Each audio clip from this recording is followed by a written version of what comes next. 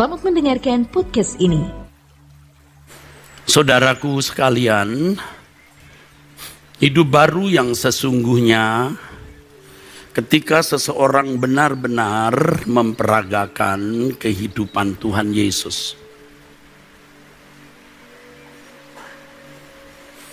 Dan ini sama dengan maksud keselamatan itu diberikan agar kita dikembalikan ke rancangan Allah semula. Manusia itu luar biasa, saudaraku, karena diciptakan dalam rancangan bukan saja segambar dengan Allah, artinya memiliki komponen-komponen yang Allah miliki, tapi juga bisa memiliki keserupaan dengan Allah. Serupa. Artinya manusia bisa bertindak dalam kebenaran, keadilan, kejujuran, kemurnian, seperti Bapa di surga. Itulah sebabnya di dalam Matius pasal 5 ayat 48, Yesus berkata, kamu harus sempurna seperti Bapa. Harus, mesti, wajib, kudu, tidak bisa, tidak. Tentu Tuhan Yesus tidak bohong. Kalau Tuhan memberi perintah, itu merupakan hal yang bisa dilakukan. Bukan sesuatu yang mengawang-awang lalu hanya menjadi hiasan Alkitab.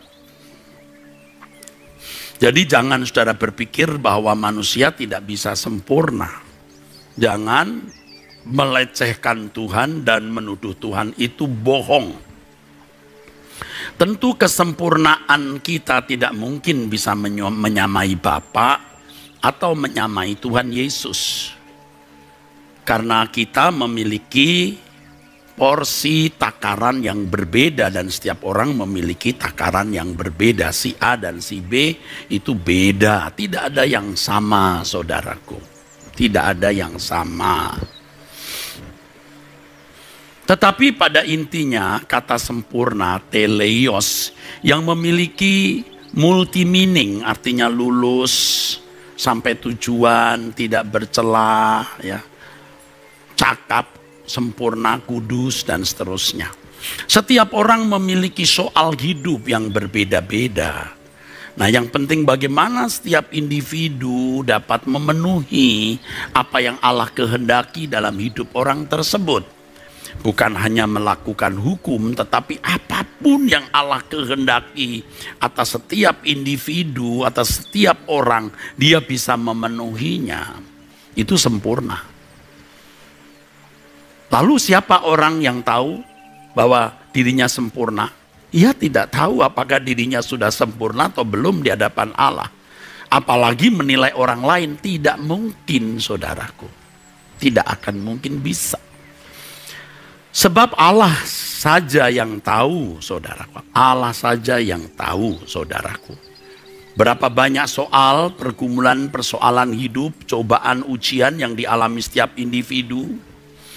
Itu berbeda-beda dan tentu hanya Allah yang tahu apakah seseorang sudah menyelesaikannya atau belum.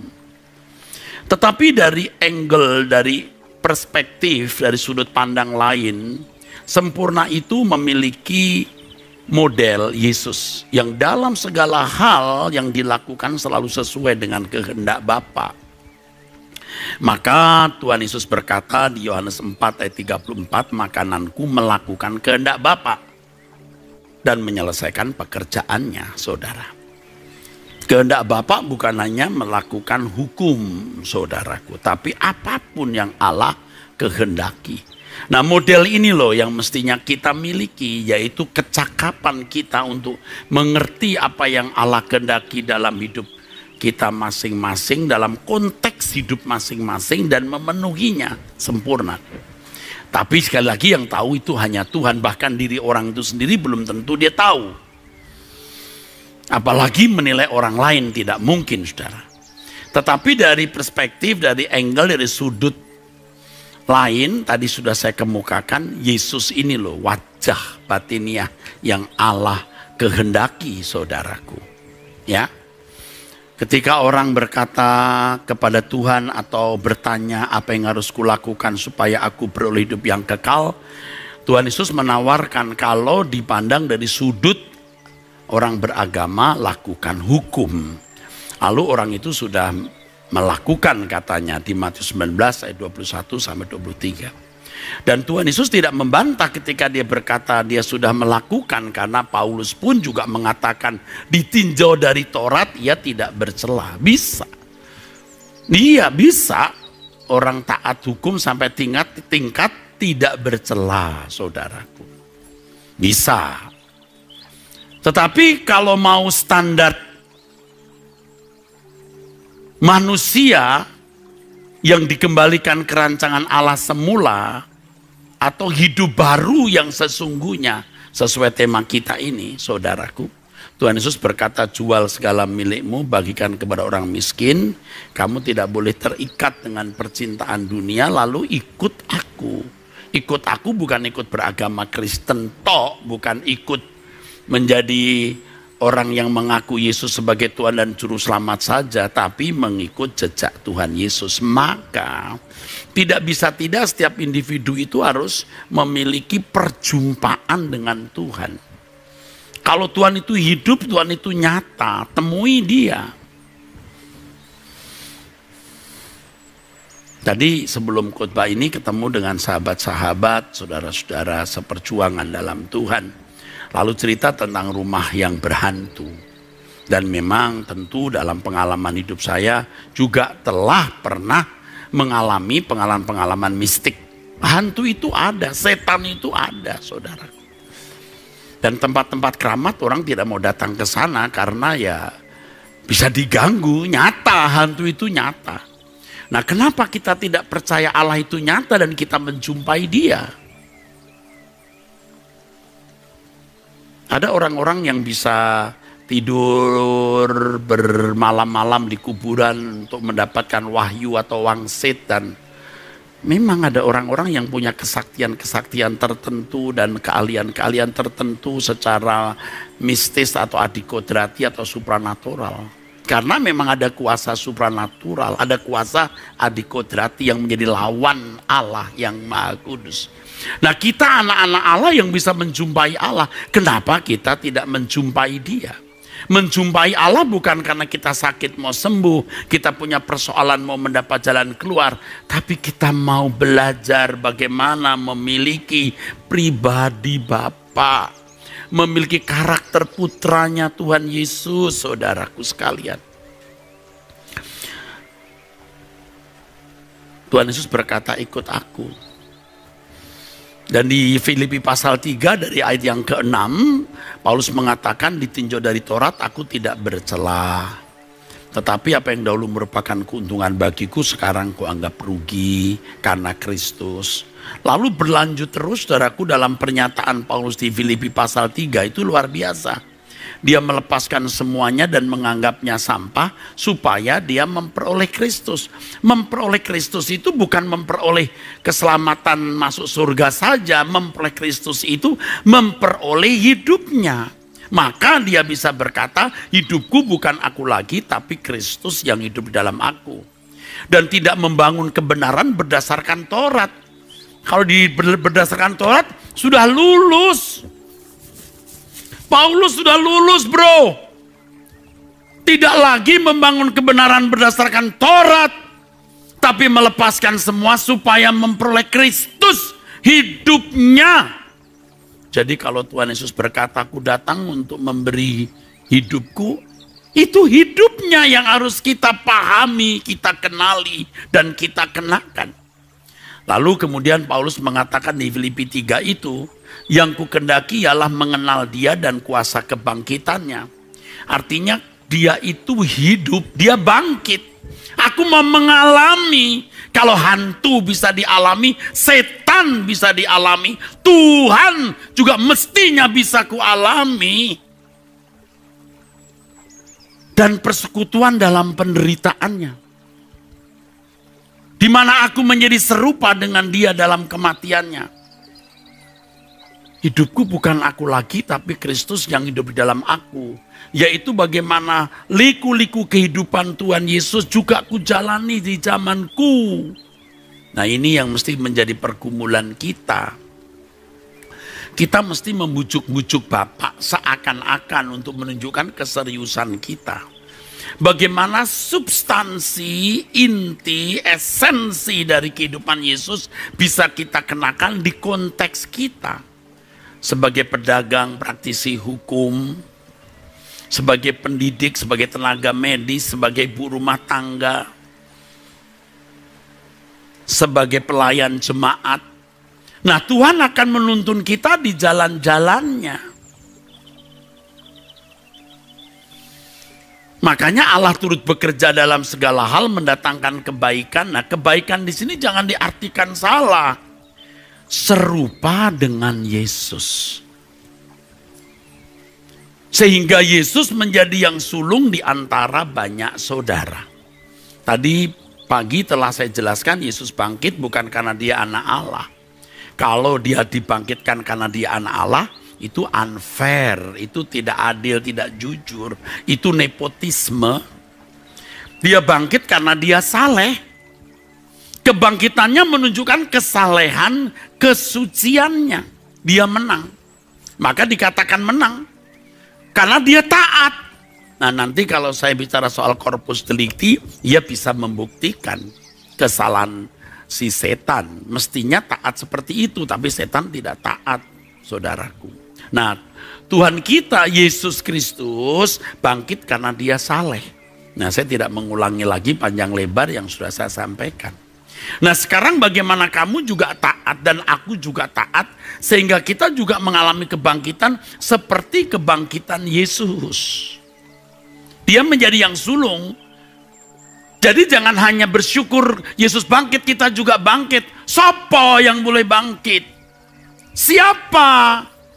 Tentu yang taat seperti Yesus. Maka kita harus hidup baru. Hidup baru bukan hanya dari agama A jadi Kristen, dari penjudi bukan jadi penjudi, dari pembunuh berhenti membunuh, dari berzina berhenti berzina, dari suka berantem berhenti berantem. Bukan. Kalau pertobatan seperti itu, agama lain juga bisa, saudaraku. Tapi dalam kekristenan dari kodrat dosa ke kodrat ilahi. Wih, itu angel, berat, saudara. Maka menjadi Kristen itu ya cari persoalan, bikin susah hidup, berat, nggak mudah, dirubah, diubah, baru nanti disalib. Karakternya diubah dulu, bisa diubah, bisa pikul salib, kasih salib. Dari 2 kilo, 5 kilo, 10 kilo, 15 kilo, sampai titik hampir dia nggak bisa angkat. Nah, sudah sampai titik itu baru boleh pulang. Kalau Tuhan hanya menyelesaikan dosa yang telah kita lakukan, di surga nanti ada penjudi, pezina, tukang berantem. Yang diselesaikan bukan hanya perbuatan dosa yang kita selesaikan, yang kita lakukan maksudnya. Yang diselesaikan, yang diampuni bukan hanya dosa yang telah kita lakukan, tapi potensi dosa dalam diri kita yang harus kita matikan. Makanya sering ada kejadian-kejadian yang merupakan rangsang atau impuls di mana kita bereaksi. Nah, dari reaksi itu kita bisa menemukan diri kita. Sudah mengenakan hidupnya Kristus atau masih hidupnya Erastus. Dan saya katakan tadi pagi, saya sering meratap dan marah terhadap diri sendiri. Kenapa nggak mati-mati yang ini? Ya kalau tidak ada impuls, tidak ada rangsang, tidak ketahuan, saudaraku. Ketika ada rangsang baru reaksi kita menunjukkan kita masih Erastus atau sudah Kristus. Hidupku bukan aku lagi.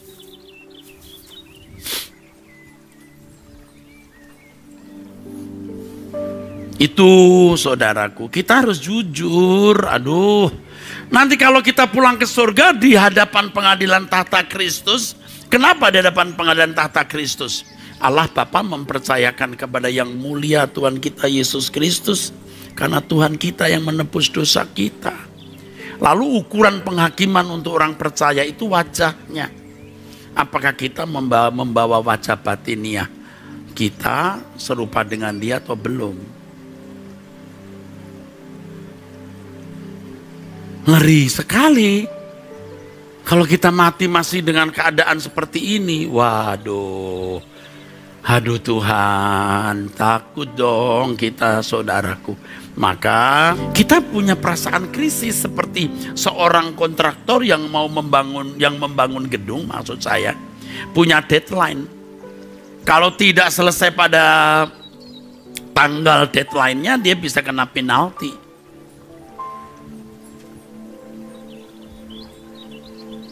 Kita tidak tahu deadline kita kapan. Aduh, ngeri saudara. Kita mesti takut untuk hal ini. Biar pendeta juga belum tentu wajahnya sudah wajah Yesus. Belum tentu. Dan ini yang kita takut. Saya takut saudara, gentar juga. Nah kalau lagi di gereja begini kan kelihatan kudus. Kalau kumpul orang-orang gereja kan harus kelihatan kudus.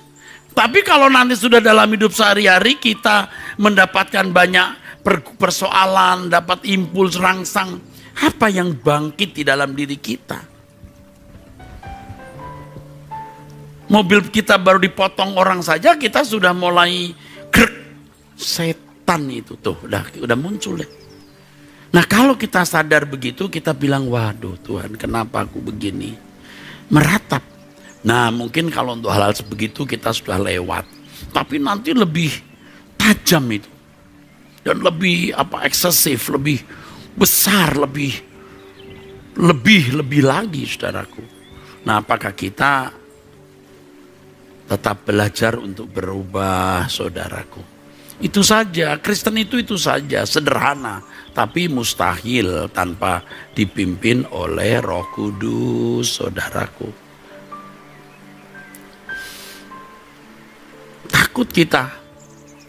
Nah kalau saya saja ya, jadi pendeta belum layak jadi mempelai. Bagaimana membuat orang lain mau jadi mempelai? Berat saudara, jadi pendeta itu berat. Beratnya bukan khotbah, besuk, aduh itu mah ringan. Lebih ringan dari seorang sales yang jual mobil tiap bulan harus 5 mobil. Lebih ringan, gampang kalau khotbah itu besuk atau doa untuk orang. Yang tulus loh ya. Tapi saudaraku, kalau menjadi orang yang benar-benar berkenan itu berat saudara, berat. Aduh berat saudaraku. Karena kita itu menghadapi satu, setan, kuasa gelap yang melebihi kekuatan kita. 2, diri kita sendiri, monster kita ini. Pengaruh dunia jahat sekitar kita yang tanpa kita sadari mencemari kita. 4 ya, malapetaka dan orang yang menjahati kita, itu masalah lebih ringan. Yang berat itu setan dan diri kita serta pengaruh dunia kita yang jahat. Mengerikan saudaraku. Mengerikan itu. Jadi kita mesti nempel ke Tuhan. Periksa diri dengan sungguh-sungguh saudaraku. Saya berkali-kali dalam doa tanya Tuhan, tanya Bapak di surga. Bapak sebenarnya maunya engkau itu apa? Apa sih yang dapat kulakukan? Saya manusia yang terbatas. Sebenarnya apa sih yang Bapak inginkan dalam hidup pelayanan saya ini? Aduh saudaraku, alih-alih dari berbagai masalah, alih-alih dari segala kesibukan, satu saja, menyenangkan hati Allah. Tambah hari tambah cantik, tambah cantik, tambah cantik, tambah cantik, jadi mempelai putranya. Itu tok. Wes itu tok, enggak yang lain. Tolong deh, itu saja. Nah kalau kita sudah belajar jadi mempelai baru bisa ngajarin orang, ayo kita berdandan ya. Ayo permak manusia batiniahmu. Ayo deh, gitu loh saudaraku. Udah nggak usah muluk-muluk macam-macam saudaraku. Ya tentu saya sebagai manusia jatuh bangun ya. Ikuti orang melayani bagaimana ikut-ikut. Tapi lama-lama mengerucut ke sini saja. Dah. Jadi mempelai Tuhan saja, yuk. Udah itu saja saudaraku sekalian. Mengerucut ke situ saja. menjadi mempelai Tuhan. Ini hidup baru yang sesungguhnya. Jangan serupa dengan dunia ini, kan artinya ya serupalah dengan Yesus. Jangan dikloning oleh dunia, dikloning oleh Yesus. Transformasi, metamorfose dari ulat jadi kepompong, jadi kupu-kupu yang beautiful. Kalau masih ulat menjijikkan dan bisa bikin orang gatel-gatel, bentol-bentol, saudara. Kepompong pun kadang-kadang juga masih bikin orang bentol-bentol. Tapi jadi kupu-kupu, wah beautiful, wah cantik banget saudaraku. Dan Bapak ingin kita ini cantik.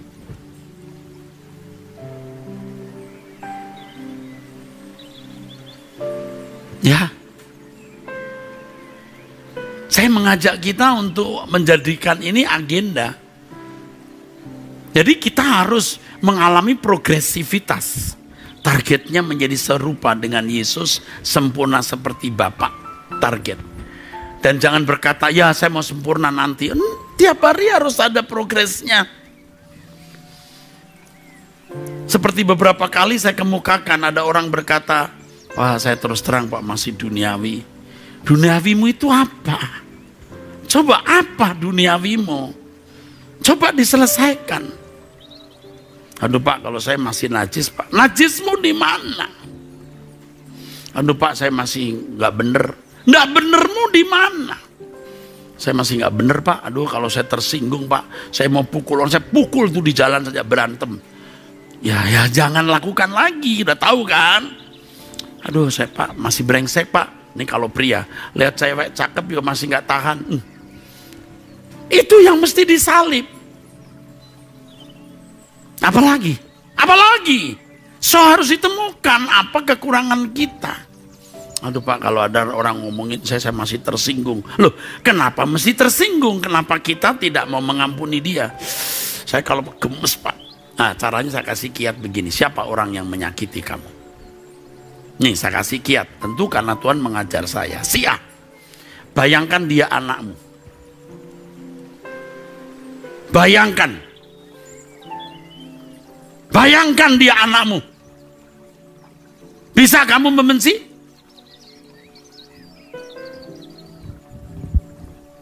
Kalau dia ibu-ibu, bayangkan dia mama kamu.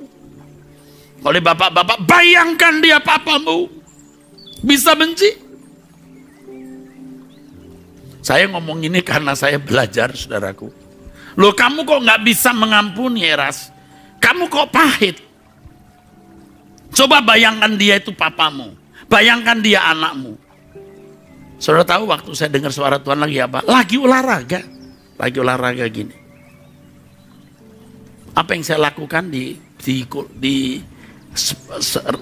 sepeda statis? Saya menangis terseduh-seduh.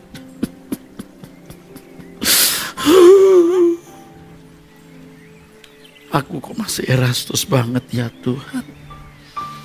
Itu meratapi diri. Tapi kita tahu salah kita di mana. Lalu keluar dari kesalahan itu. Jangan bela diri. Habis saya kan sudah benar. Tidak ada.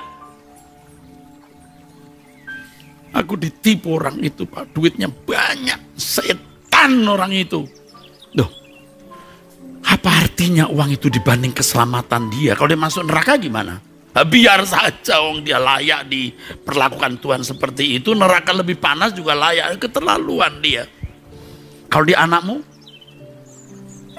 diam kita saudara, kita mulai.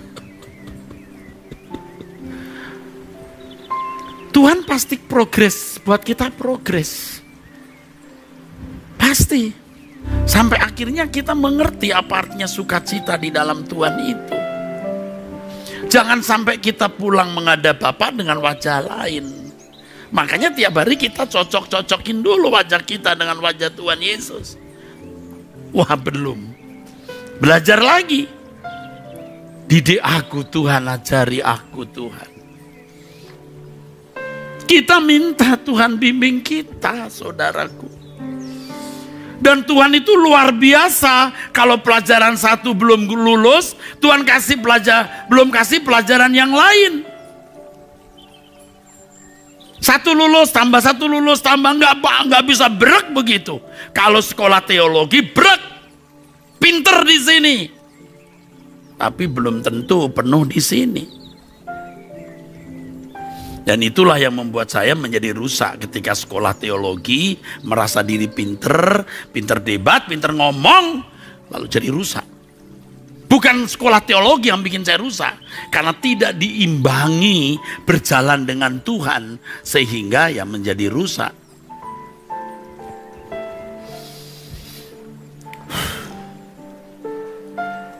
Kita belajar berubah. Tidak ada yang hebat di antara kita. Maka tadi saya katakan dalam doa sebelum firman Tuhan tadi, saya katakan tidak bisa kita mengangkat kepala, mendongakkan kepala, membusungkan dada. Siapa kita? Siapa kita di hadapan Allah yang maha dahsyat dan maha kudus?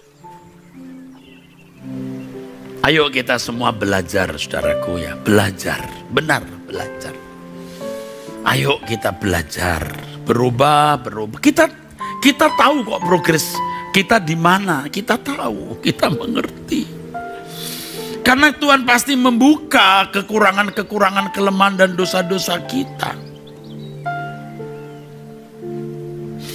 Kadang-kadang kita nggak kenali dosa kita di mana.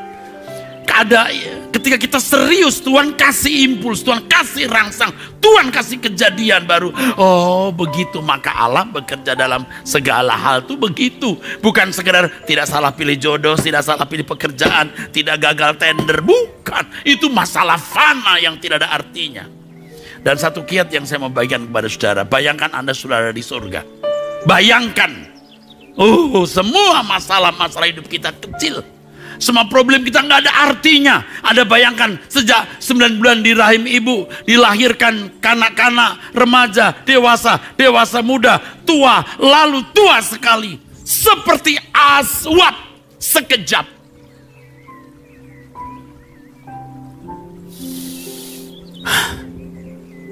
Lalu untuk apa kita hidup yang sejenak ini? Kalau kita hanya mau memikirkan perkara-perkara fana dunia.